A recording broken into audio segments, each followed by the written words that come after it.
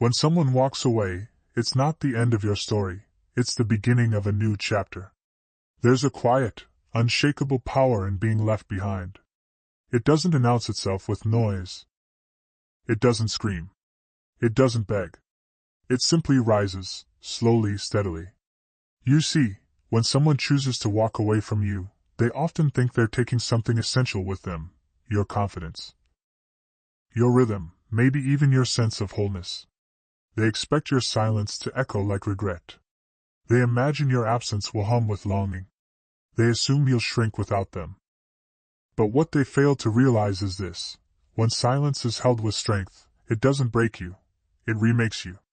It becomes the birthplace of something deeper, something stronger. The Stoics had a word for this kind of resolve: fortitudo, unyielding courage. Not the kind that roars back in defiance, but the kind that builds itself quietly, in stillness.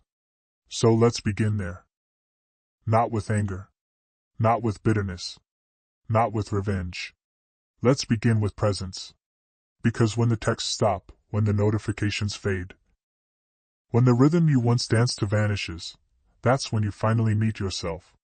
Most people run from that silence. They scroll. They distract. They rush to be seen again, to be heard again, to feel something, anything. But the Stoic, he doesn't run. He stays. He allows the silence to become a sanctuary, not a sentence. Because true strength isn't revealed when the crowd is cheering, it's shown in the quiet hours no one else sees. When the doors close. When the phone stays dark. When the world forgets your name, that's when the real work begins. And yes, it hurts. At first, you'll reach for your phone without realizing it. You'll replay conversations. You'll imagine what you would say if you had just one more moment. But don't run from the discomfort, lean into it. Breathe through it. Listen to it. Because hidden beneath the ache is awakening. Suddenly, things become clear. Not just what they did to you, but what you allowed. Where you lowered your standards. Where you stayed silent when you should have spoken up. Where you ignored your gut to keep something that was already slipping away. That kind of clarity? It stings. But it also sets you free. Because now, your silence no longer screams desperation, it speaks depth. You stop moving to be noticed. You begin moving to become. You walk without headphones. You write not to vent, but to understand. You nourish your body. You train your mind. You sharpen your soul. Not for them. For you. This isn't a show. It's a reclamation. You stop trying to be heard by those who never truly listened. And instead, you start listening to yourself. And that's where the shift begins. You become someone they never stuck around long enough to meet. Not because you morphed to impress them, but because you finally returned to the parts of you they never truly saw. The version of you that doesn't chase apologies. Doesn't beg for closure. Doesn't crumble just to be rebuilt by someone else's hands. You build. Quietly. Deliberately. Unapologetically. And maybe, just maybe, one day they'll notice. They'll scroll past your name. They'll hear about your transformation. They might even feel the weight of what they let go. But by then, it won't matter. Because you won't need them to see it. You'll already be it. That is how you become the one they regret letting go. Not through drama. Not through glow-ups designed for the crowd. But by evolving into someone who no longer fits the world they left you in. So ask yourself, am I filling the silence with noise, or letting it become my sanctuary? Am I reacting to their absence, or responding to my own awakening? Because there comes a moment, so subtle, yet so powerful, when you stop asking, will they ever come back? And you start asking, what am I building now that they're gone? Let them wonder. Let them scroll. Let them sit with the quiet they created. Meanwhile, you're not waiting. You're rising. Not colder, but more grounded. Not louder, but more deliberate. Because not everyone who walks away deserves front-row access to your becoming. And this isn't about proving them wrong, Previously, we explored how true transformation begins in silence, not to be seen by others, but to finally see ourselves. Now let's go deeper. Because once you stop performing your progress for the people who left, something shifts. Your journey no longer revolves around them. Even the most subtle desire to prove something still keeps them as your center of gravity. Your progress becomes a message for them. Your silence a signal. Your success a performance staged in their absence. But here's the truth. The moment you stop needing them to feel anything about your life, that's the moment you actually win. Indifference isn't cruelty. It's completion. It means the wound has closed. It means you've stopped moving from pain and started moving with principle. The Stoic doesn't aim to outshine those who hurt him. He aims to outgrow the part of himself that once needed to. Because if your success is still built on spite, it's a fragile kind of success. It may impress the world, but it will never satisfy your soul. So here's something deeper to hold on to. What if the real lesson wasn't about being chosen again? What if it was about finally choosing yourself, fully, radically, in the ways you never did before? What if the breakup wasn't about loss at all, but about liberation? Not just the loss of a person, but the shedding of a version of yourself that depended on someone else's attention to feel complete. That's not revenge. That's rebirth. And rebirth is quiet. It happens in the early mornings, when you rise without checking your phone. In the workouts you complete, not for the camera, but for your own strength. In the peace you protect. Not because you're hiding, but because you no longer crave the noise. That kind of life? It can't be weaponized. It's not flashy. It's not a spectacle. It's not for likes or shares. But it's real. Rooted. Yours. And most importantly, it's no longer about them. Not against them. But beyond them. Seneca once said, "He who seeks revenge should dig 2 graves. But the Stoic? He doesn't dig graves. He plants a garden. He tends. He waters. He grows, not for applause, but for inner strength. So let them wonder. Let them scroll. Let them miss you in silence. That's not your concern anymore. Your concern is your character. Your peace. Your becoming. Because the final stage of healing, it isn't joy. It's neutrality. You stop needing them to suffer. You stop needing them to understand. You stop needing, at all.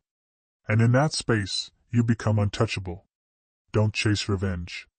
Craft a life that doesn't need to sting, only to stand. Rooted.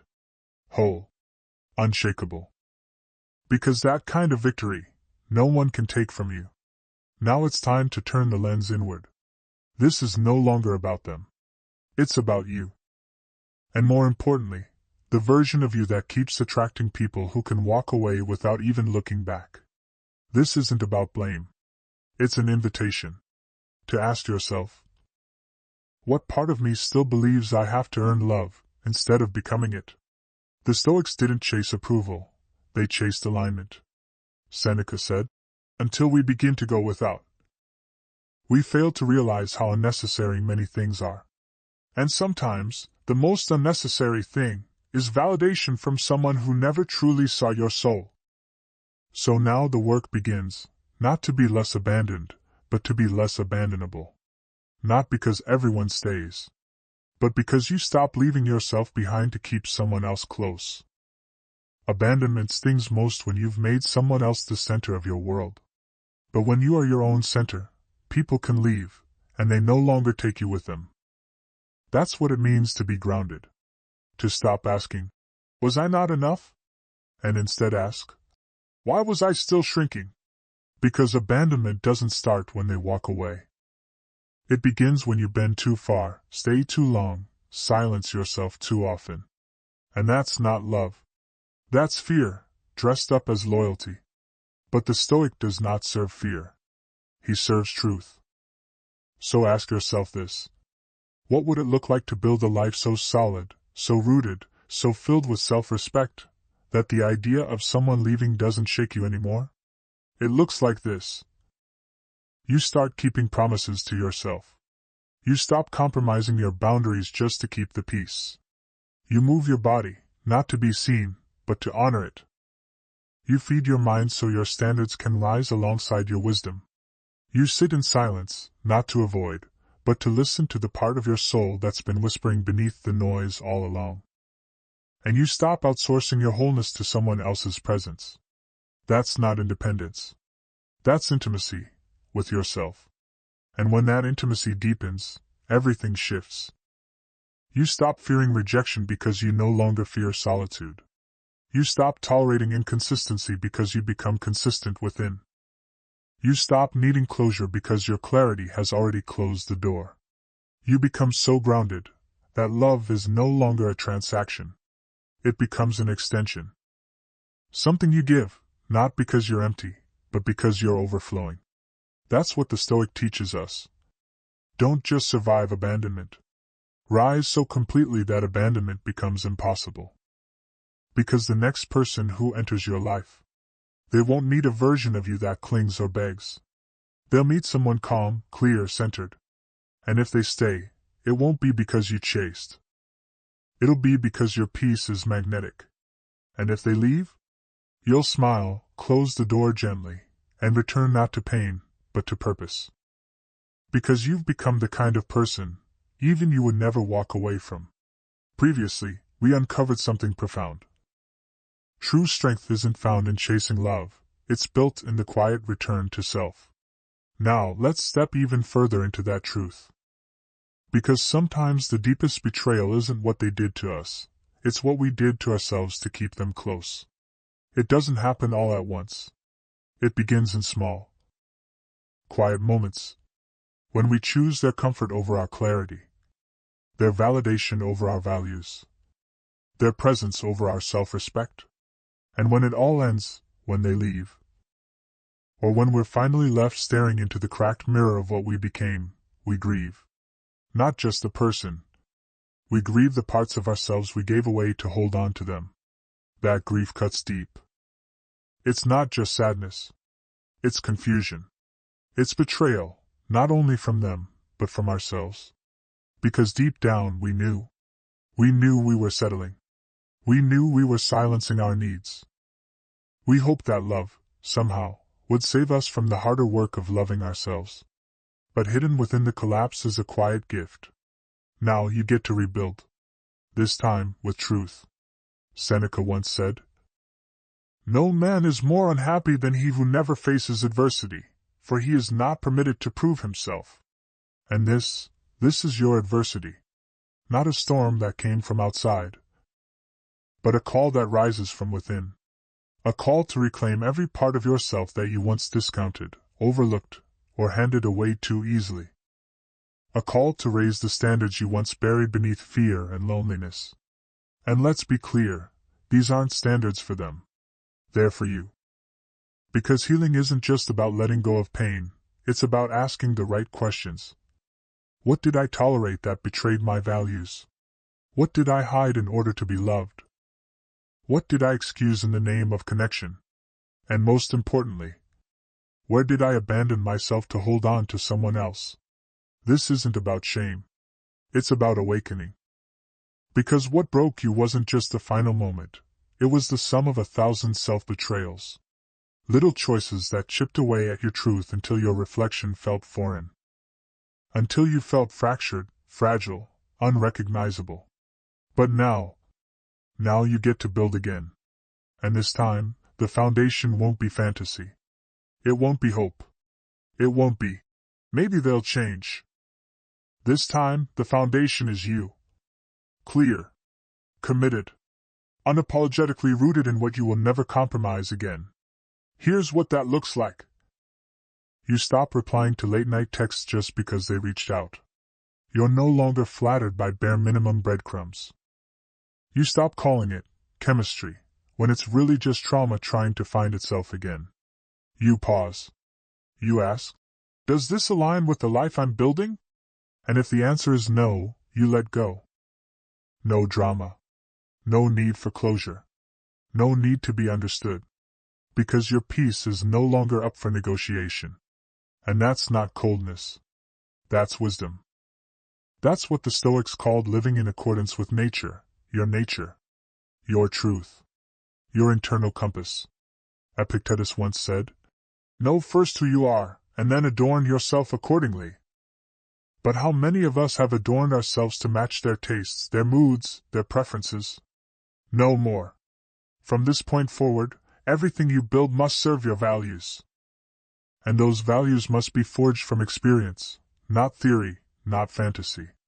From the ashes of what burned you. From the wisdom that rose afterward. So let's be honest. Stop calling it healing if you're still tolerating what once broke you. Stop calling it growth if you're still waiting for them to notice your transformation. Stop calling it self-love if it evaporates the moment someone offers you a fraction of affection. You're not here to be impressive. You're here to be anchored. And an anchored person? They don't fear being alone. They fear abandoning themselves again. That's why Stoicism matters now more than ever. It teaches us to define our standards not based on how we feel, but on who we are. Character, clarity, consistency. Even on your worst day, those don't shake. So ask yourself, what will I never allow again, not out of bitterness, but because I've finally learned? What does the next version of me require to feel safe, seen, sacred? What must I practice, every single day, to become someone even I trust in the storm? Because love without standards isn't love. It's attachment. And boundaries? They aren't walls to keep others out. They're bridges back to your own self-respect. Start small. Write down what hurt you. Next to it, write what you wish you had done differently, not to punish yourself, but to prepare. Craft your own personal code. Not a checklist for others, but a declaration for you. I do not chase. I do not beg. I do not tolerate mixed signals. I do not confuse inconsistency with depth. I do not water relationships that only bloom in drought. Post it. Read it. Live it. And when the next connection comes, and it will, you won't be reactive. You'll be ready. Not guarded, but guided by truth. Because this time, you're not looking for someone to complete you. You are already whole. And that changes everything. Let the pain shape you. Let the silence sharpen you. Let the loneliness build you. And from that space, raise your standards so high that anything less than peace feels unnatural. This is your rebuild. And it doesn't begin with them. It begins right here. We've come a long way, from trying to be seen, to realizing we were always meant to see ourselves first. Now, the lens shifts again. Because even when the pain fades, there's still one lingering urge we often overlook, the desire to be noticed. To be watched. To be missed. You catch yourself checking. Are they watching my stories? Do they know how well I'm doing now? Have they heard about my progress? That hunger, it's real. And it's human. But it's also dangerous. Because the moment your healing becomes a performance, you shift. You move from becoming to broadcasting. From growing to showcasing. From being rooted to reaching. And the Stoics, they would stop you right there and ask, why do you crave being seen by someone, when you still haven't fully seen yourself? They weren't interested in applause. They were interested in essence. Seneca once said, be your own spectator. Seek your own applause. Because the second you start looking outward for confirmation, you start losing your center. And a life built on being seen? It collapses the moment the audience looks away. So let's ask the hard question. What if they never watch your story again? What if they never check in? Never reach out, never whisper, I miss you. Would your healing still stand? Or was it always hanging on the edge of their acknowledgement? That right there is the work. Not in being noticed, but in becoming solid. Because when you're solid, when your self-worth isn't tethered to someone else's curiosity or regret, you stop needing proof. You stop needing to be seen to feel real. You already are. And that kind of person? They're rare. They move through the world with quiet power. The kind that doesn't chase attention but still commands it. So what does that look like in your life? You stop posting just to provoke a reaction. You stop dressing to catch someone's eye. You stop dropping subtle hints, hoping they'll notice. You stop deleting old photos to make a silent point. You stop pressing pause on your growth just because they haven't come back to witness it. Because they're no longer the center of your orbit. You are.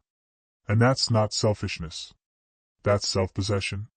Marcus Aurelius reminded himself daily. Look within. Within is the fountain of good. In other words, you are already the source of what you've been chasing. Not them. Not their regret. Not their recognition. You. Your peace. Your choices. Your consistency, especially when no one is watching. The Stoics didn't build legacies based on applause. They built them on form. On asking the one question that redefines everything. Is this who I want to be, even if no one sees it? Because when you stop chasing acknowledgement, you create space for something deeper. Your mornings become sacred again, not staged. Your workouts become discipline, not display. Your silence becomes strength, not punishment. And slowly, the hunger to be seen, it fades. In its place grows something calmer. A knowing. A quiet voice that says, I'm no longer performing for the memory of someone who couldn't hold me. I'm no longer dancing for the validation of someone who didn't stay. You're no longer writing a script to impress someone who exited your story. You're writing it for you. You rise for you. And the beautiful irony? The more you stop trying to be seen, the more visible you become. Because true power doesn't need a spotlight. It radiates. It's in how you walk into a room.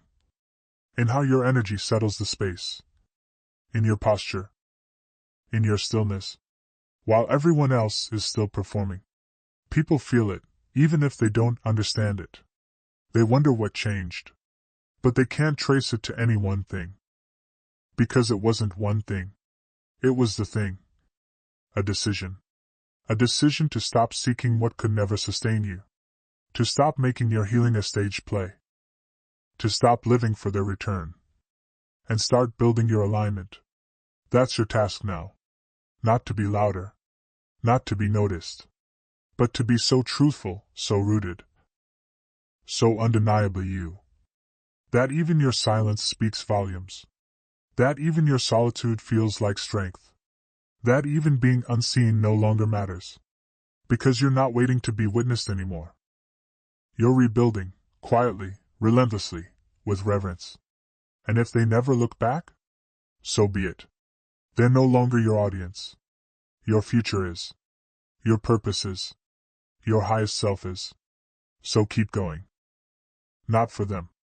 For you. Because the truth is, you don't need to be seen. You need to be solid. Now, let's talk about that other illusion. The one we all hold on to for far too long. Closure. What if it was never something they could give you? What if the real power was realizing you've already outgrown the house they left behind? So far, we've learned this truth. When you stop performing for the memory of someone else, your energy shifts. But there's something even more powerful that follows. You stop seeking peace. Because you've finally stopped chasing what constantly unsettled it. Let's be honest, most of our old attraction patterns weren't based on love. They were built on need. The need to be chosen. The need to feel desired. The need to be seen, because we hadn't yet learned to see ourselves. And so, we drew in chaos. We found ourselves entangled with the emotionally unavailable, the inconsistent. The ones who saw our light and tried to dim it, not because we weren't enough, but because our clarity scared them.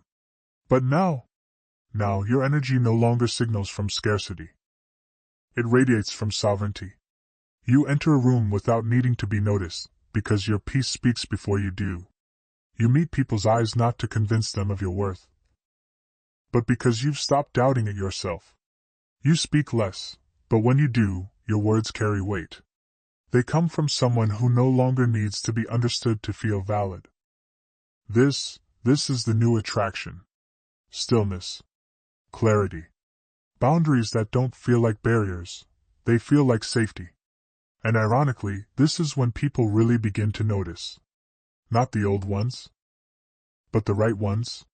The ones who've done their own inner work. The ones who recognize not just your presence, but the journey it took to carry yourself this way. But by then, you're not doing it for them. You're not even thinking about being seen. You're simply living, in full alignment with who you've become. And that in itself becomes magnetic. So stop asking, will this get their attention? Start asking, does this honor the version of me I'm becoming? Every time you shift your intention from external approval to internal alignment, you raise the vibration of everything around you. Your work, your relationships, your friendships, your future. Jobs, opportunities, lovers. They don't enter your world through manipulation anymore. They enter through resonance. And what doesn't resonate? It simply doesn't stick. Not because you rejected it, but because it could no longer reach you. You've elevated. And now your energy is the gatekeeper.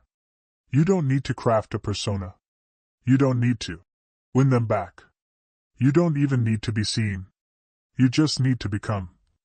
Quietly. Daily. Relentlessly. And when you do, you stop attracting people who are drawn to your light but never knew how to hold it.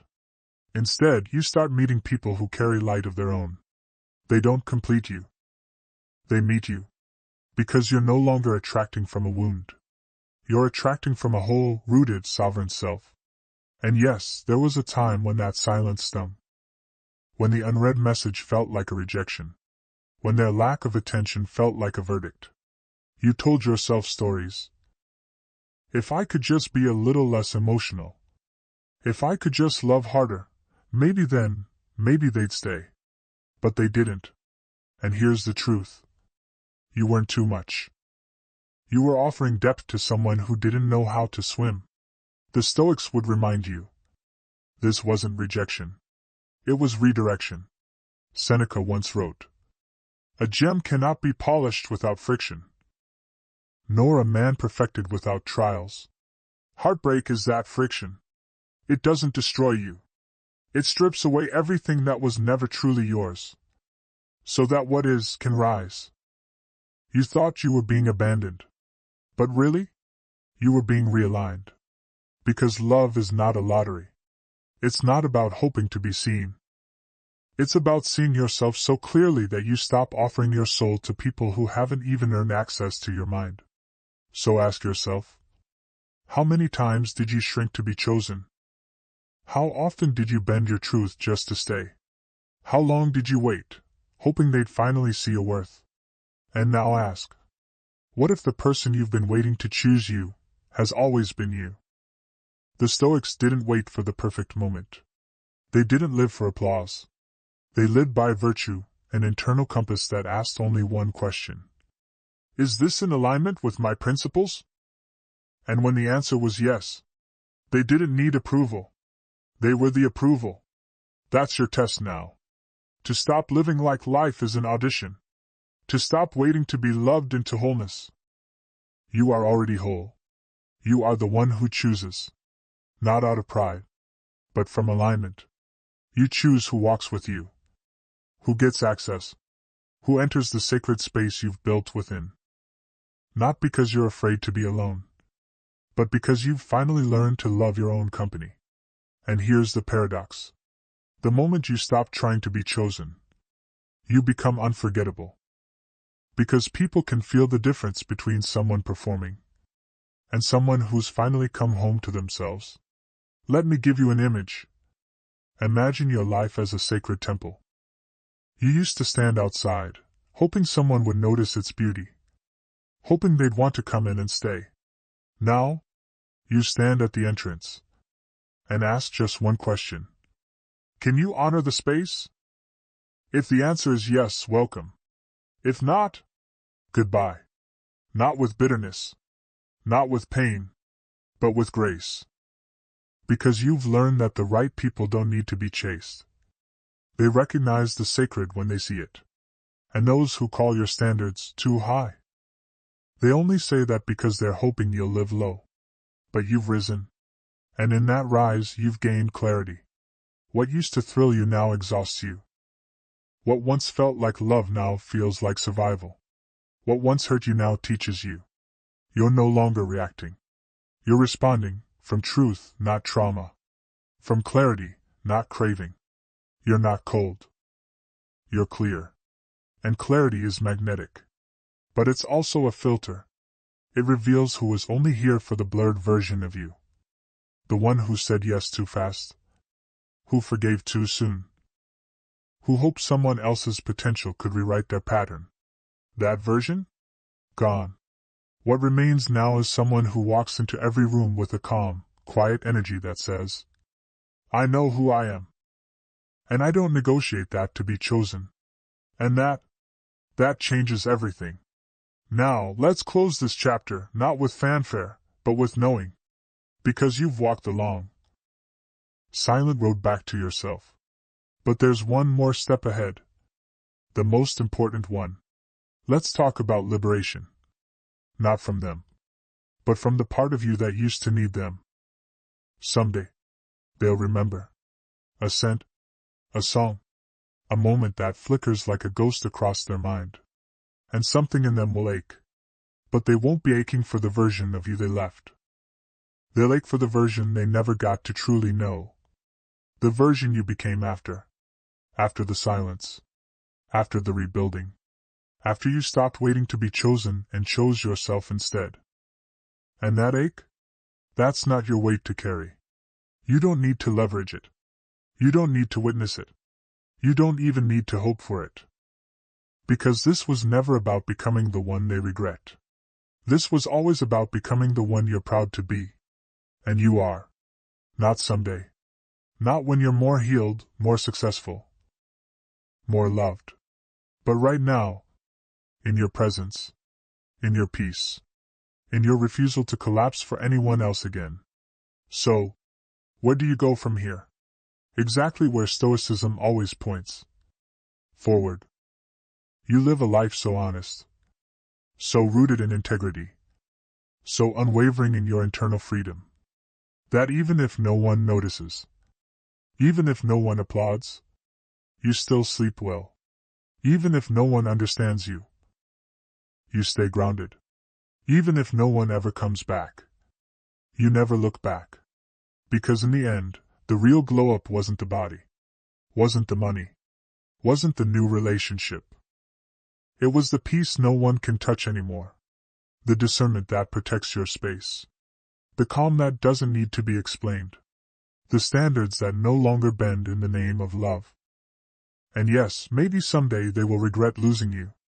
But more importantly, you will never again regret losing yourself. So walk on. Not faster, but deeper. Not louder, but wiser. Let your life be the answer to every question that was ever left unsaid. Because this version of you, the one standing here now, they're not the one who was left behind. They're the one who never truly needed to be found, only remembered. And now that you remember, there is no going back. Only forward. Only deeper. Only you.